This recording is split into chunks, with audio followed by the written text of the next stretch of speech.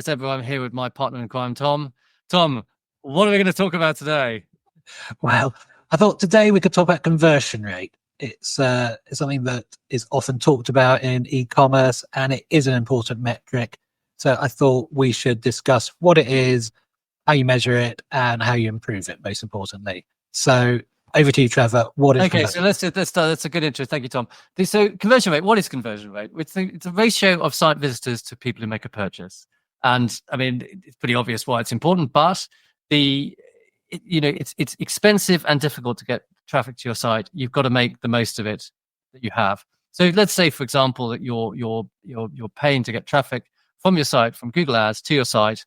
If you can double your conversion rate from say 1% to 2%, then your cost of sale will be lower, and Google will start sending more traffic to you because it sees that your site is doing well. So you get a kind of a virtuous circle. So Tom, tell me about the benchmarks. What is a good conversion rate?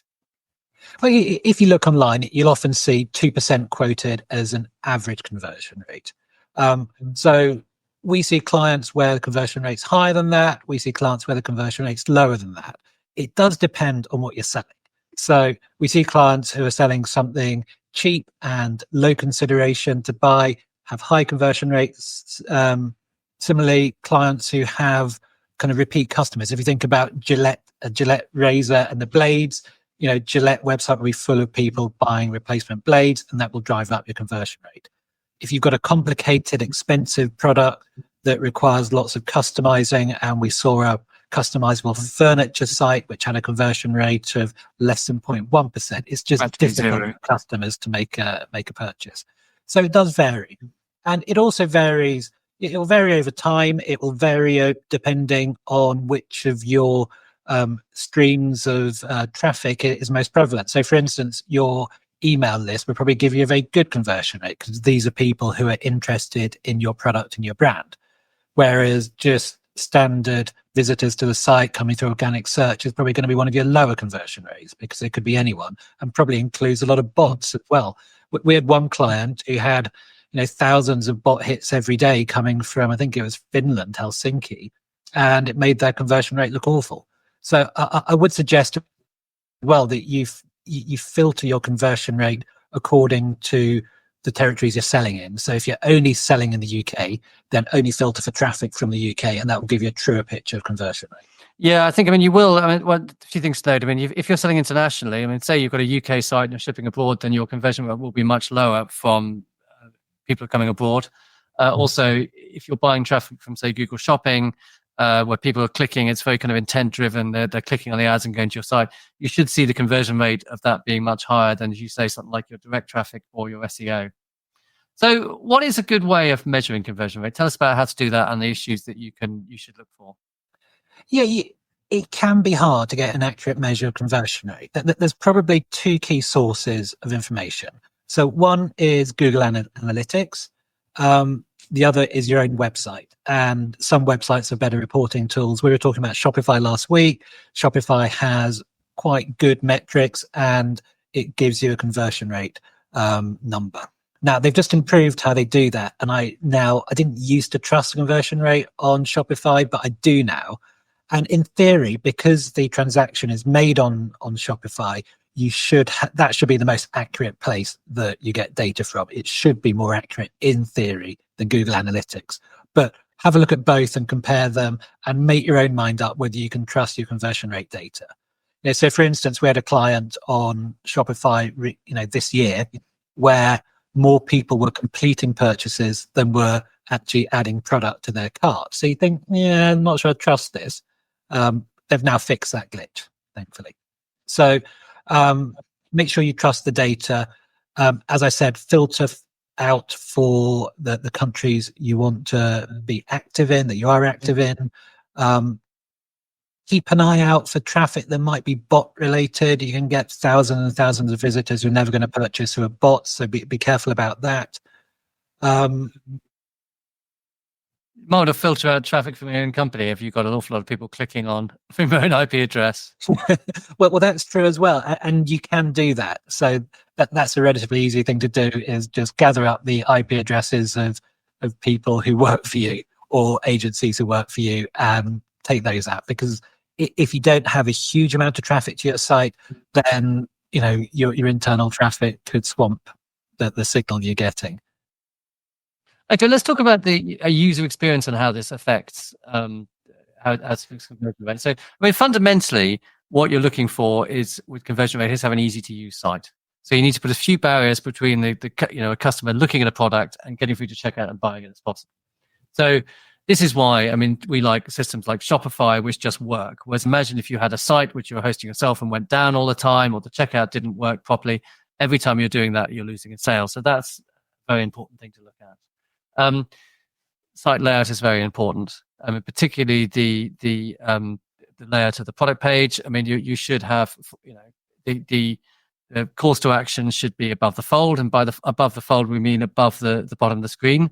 Comes from when people used to use newspapers, and the top half was above the fold. We recommend using a one-page checkout. Checkout is probably the most vital part of the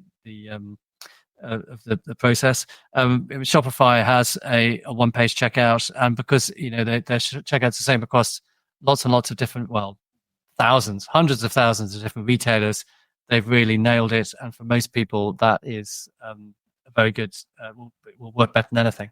Tom, have you got any other ideas for improving user experience? Yeah, I mean, the general rule of thumb is that get your customer through to checkout in as few as possible clicks as possible. So, every time you have to ask your customer to jump through a step, clicking to get through the next level of whatever it is you're asking them to do, you're going to lose some. There's going to just be people who get fed up and drop out. So think about how can you reduce the number of clicks, and think about the information that you're showing to your customer. So, I mean, this is kind of what we call the customer journey. Think about how a customer is going to use your site. So depending on how you track traffic, if you're using Google Shopping, almost all that traffic will go through directly to product pages. So you only need to think about the actual page itself, the product listing page. However, if you have a product that is maybe more complicated, more expensive, more technical, then you probably need to give more information and give more of a steer to your customer as to which product is the most suitable for them. So every site's unique in this respect. Think about who your customers are and how they're using the site, and help them navigate their way through it with as few clicks as possible, and showing them the information they need at every step of the way and making it easy. Yeah. So what you need to do is, I mean, so if you think about, just put yourself in the footstep in the shoes of the customer. They time poor. They just want to get there, get the information they need, and go through to checkout. So they want to know, how much what the price of the product is. They want to know how much the delivery is going to cost, how quick it's going to get there, and what they're getting. Right. So this is why you see people with if you look at the product page, they might have some little icons underneath the buy button which says delivery in 2 to 3 days.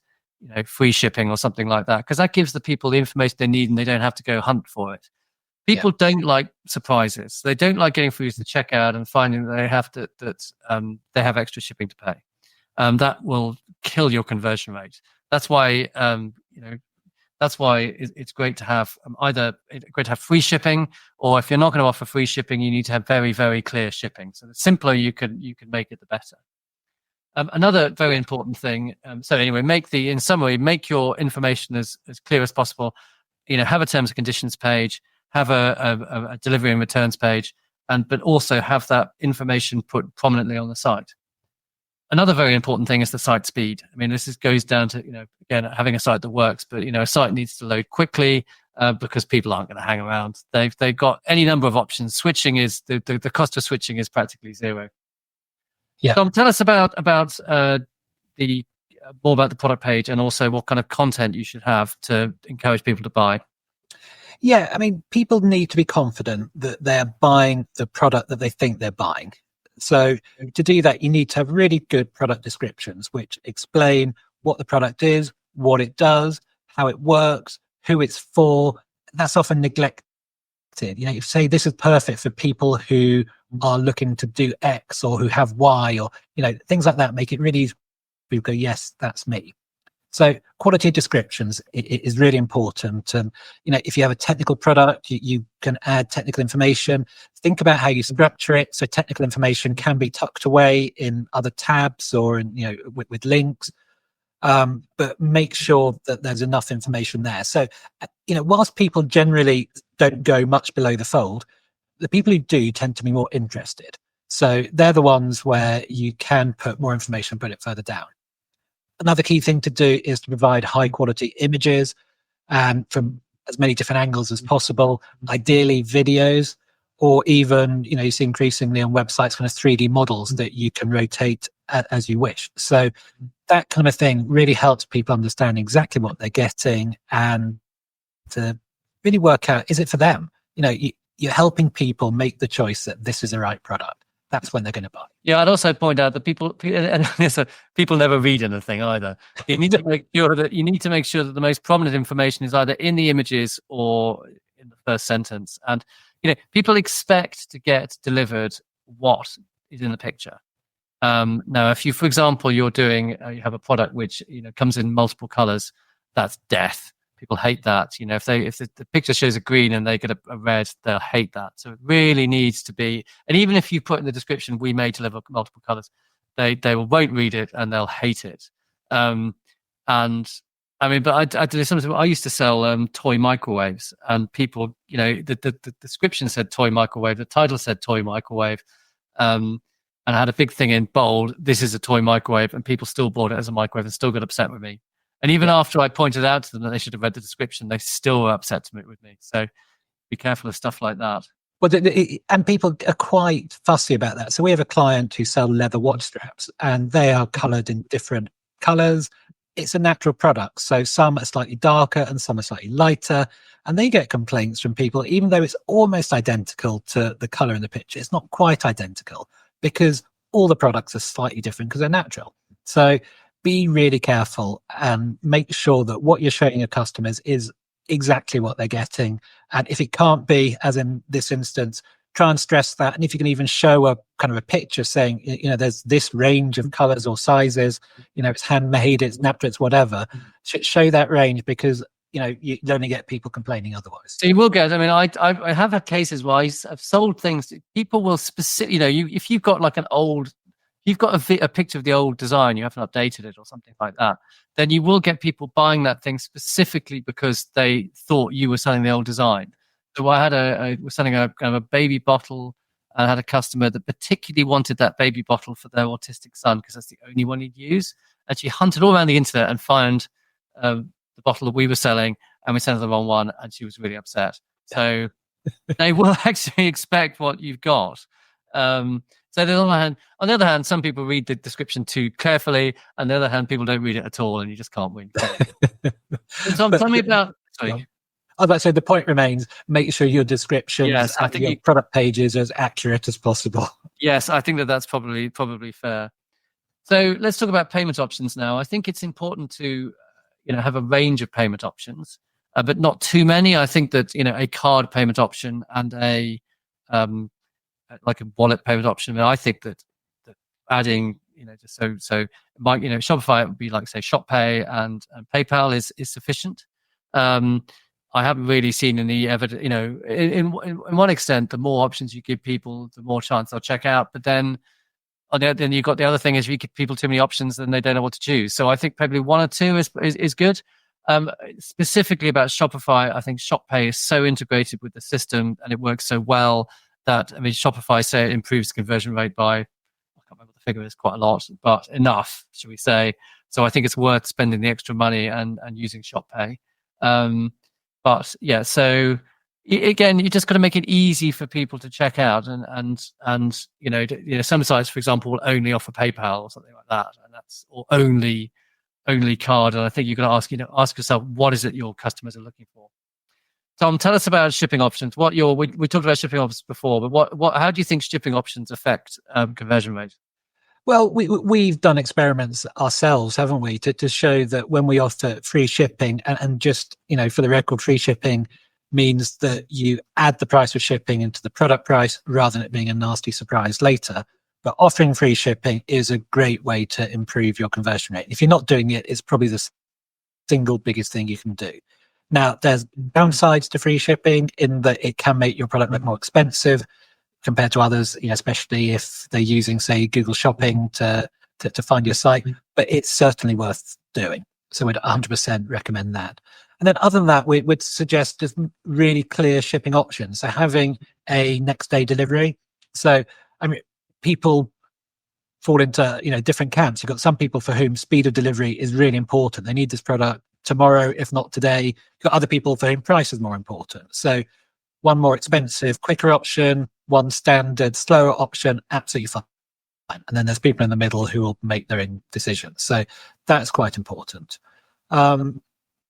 Yeah, anything you got to add on shipping, Trevor? Well, I think it's important to offer people it's very important to be clear on shipping options, I think, what they are, because people, to a certain extent, it doesn't matter it does matter what shipping options you are, but it's even more important to be able to, people will read them and expect to get them within the period that's promised. So if you're offering next day delivery, it has to arrive next day.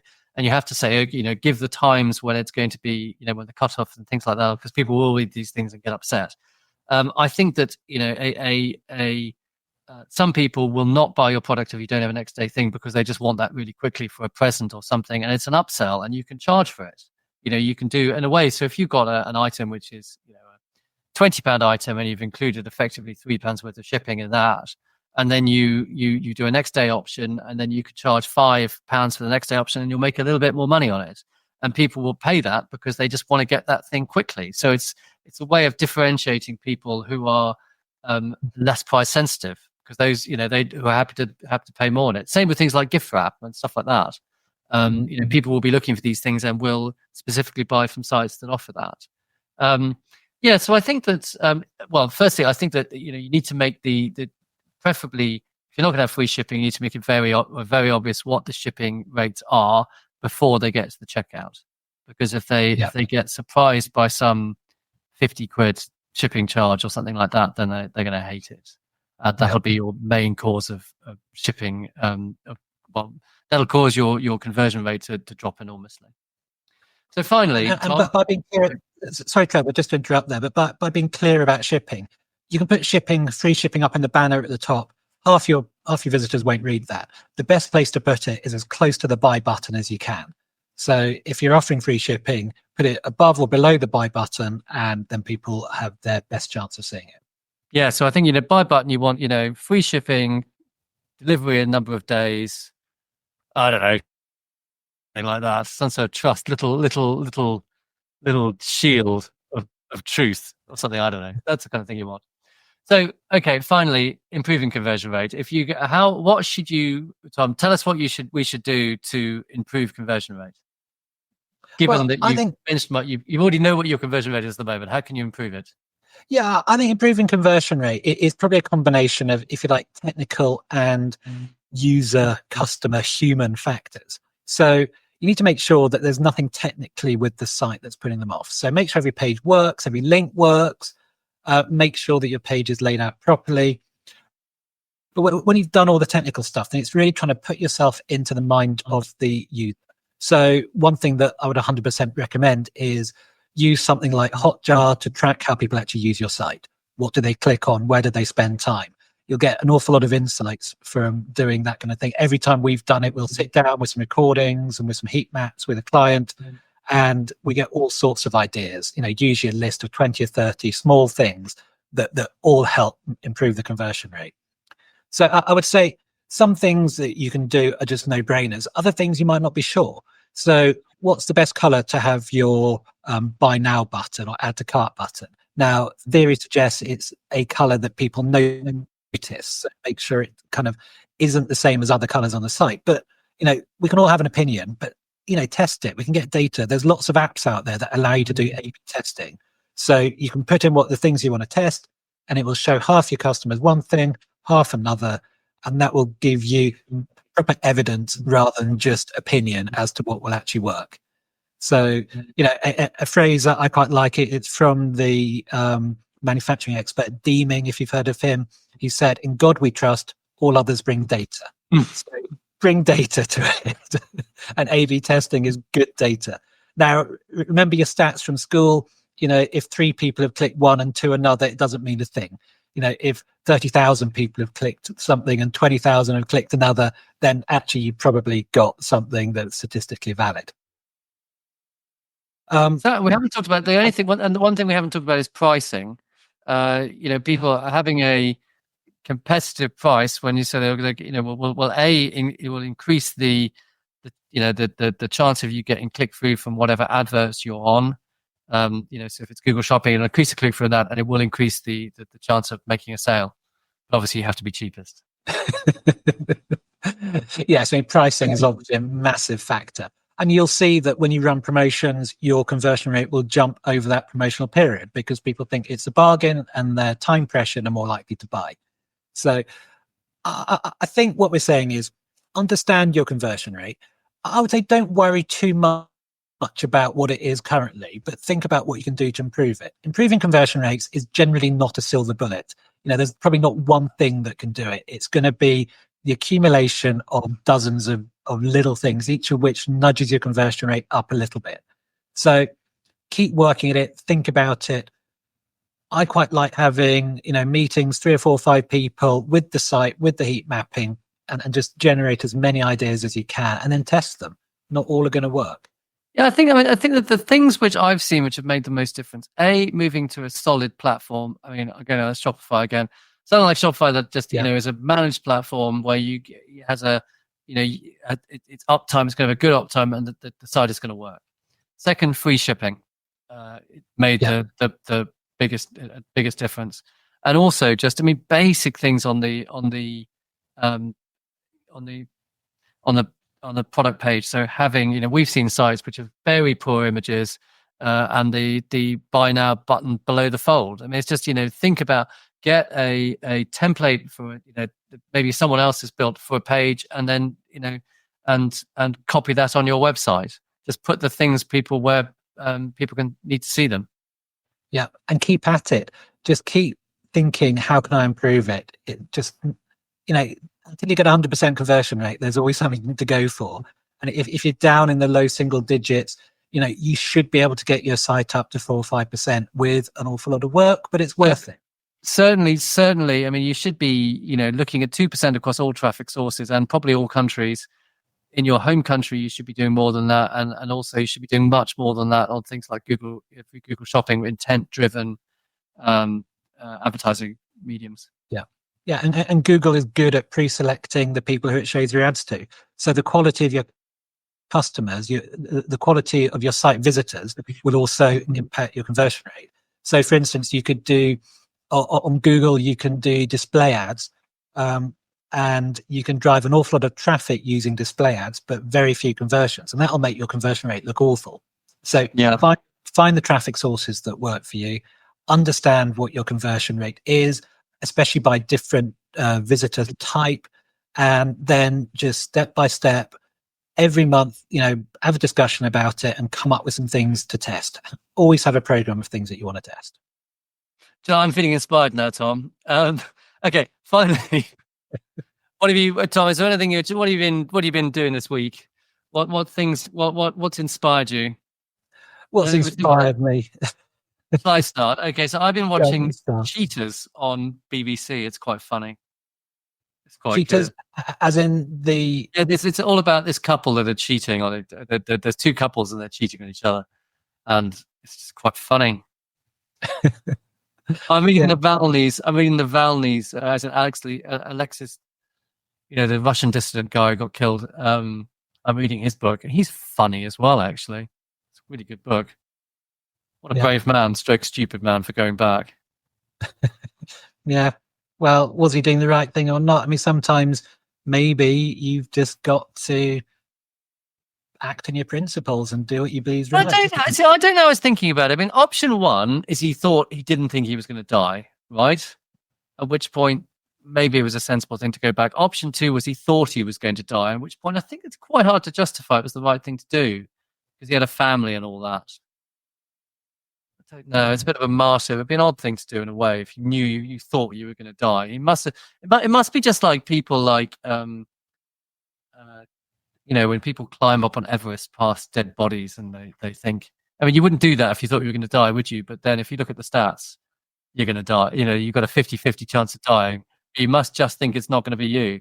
Or it's a bit like opening a business. I just think that if everyone had a realistic view about how, we all know that 50% of businesses fail, right? Yeah. Going into it, Dave, starting a business, look at those stats, it's a pretty bloody stupid thing to do. But we all think it's not going to be us. So it's probably just didn't think it was going to be him. Really. Your turn. Yeah, well, I don't know when this video is going to be watched, so this might age quite quickly, but it is obviously, late November at the moment. Black Friday's next week, and we have done loads of work for our clients for Black Friday. And what's quite inspiring for me is when you start to see that actually sales are responding. So we've had a fairly quiet start to the month. It does feel more than previous years that consumers are holding back in terms of spend, and suddenly, just in the last few days, our sales have started taking off. And I find that really inspiring because it's like confirmation that all the work you put in, and it's been a manic month, all that work begins to pay off, and your clients are happy and you're happy. So that I found that quite inspiring. Excellent. Tom, until we meet again, cheerio. Bye. See you next time.